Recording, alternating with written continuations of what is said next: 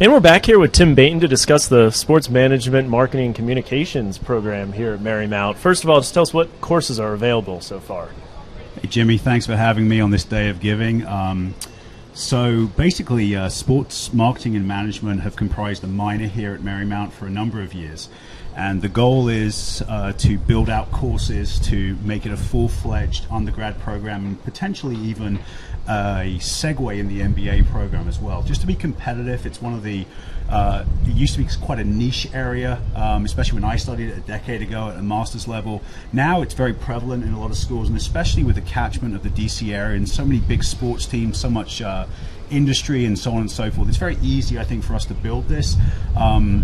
The new course that starts this January is a sports communication and broadcasting course, and there's some others on the way too. So excited to do it, and we've got a great cohort of kids that have sort of been a part of it so far. I've been very impressed.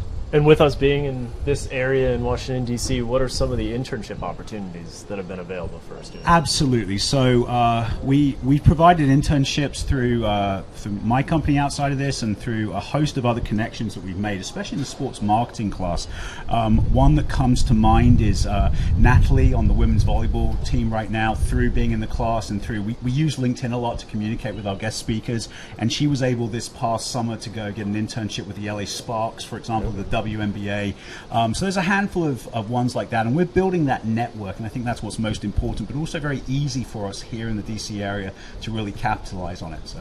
And yeah, you mentioned guest speakers. I was going to ask about that as well. Who are some of the interesting speakers that have come or maybe are planning to come speak to our students? Sure, we've been very fortunate. I think last year when I first took over the sports marketing class, in particular on a Monday night, we were able to sort of tap into the, I'm going to show my age here, the Rolodex, if you will, and find some people with some real knowledge that wanted to come and give back, and especially, it's amazing how many people will say yes to, appease their own egos if you say, hey, will you come speak to a university class? So we're very fortunate. We had, this year so far, for example, Chief Development Officer of the WWE. We had Mike Downey, who is the Chief Product Officer for Microsoft.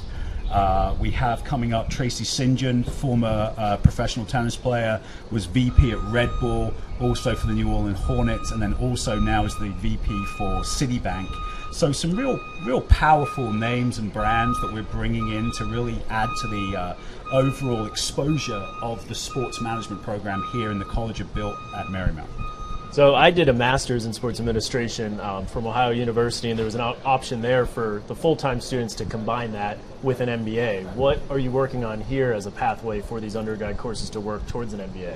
Absolutely. So not necessarily the biggest expert on this, but I do know that we have just launched the hospitality management program as a segue in the MBA program. My understanding is that we are currently working on building out the sports management minor into an undergrad discipline, and then that obviously probably a little bit behind, but will eventually become an option for MBA students, which I think will be indicative of someone that also did an MBA but not in sports management. I think it's something where you have a core discipline and subject from a great university such as Marymount in the DC area, but also something that's a little bit more specific to what your learning interests are, and I think that's what's really unique about what Marymount is trying to do from a curriculum standpoint. I know this is still a new program. Have we gotten yet to where any students have moved on to careers in sports, or? Yeah, so we do have. I started teaching in this program in the fall of 2021. And we do have some success stories. We have a couple of local area successes that have gone on and worked for like Monumental, even sort of entry level with regards to some ticket agencies, Ticketmaster, and so on and so forth. But again, we're building the momentum.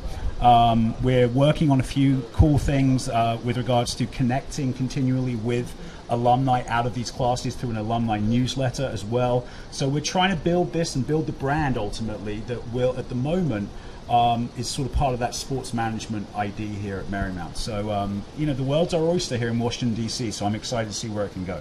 And then finally, it is Day of Giving. Have you done any fundraising projects yet for these courses or any of the speakers you're trying to bring in or anything, or have we not gotten to that point yet? Not fundraising, no. I've got some exciting ideas. One of the ones I'd like to share with everybody is, with all the resources that the university has, one of the things we're sort of now at the back end of COVID. We've still got a number of speakers that come via Zoom, but as we get out of that, maybe in the fall of 2023, use, for example, the sports marketing class on a Monday evening to be a real beacon in which to bring, especially alumni, here into the downtown at the Boston campus. We can have great speakers come in. We can do maybe a before and after, a little wine and cheese type thing, but keep that connection going with the school and have some great speakers and let it really be a celebration, I think, of what the sports management program's doing in conjunction with the university and also the College of Bill as well.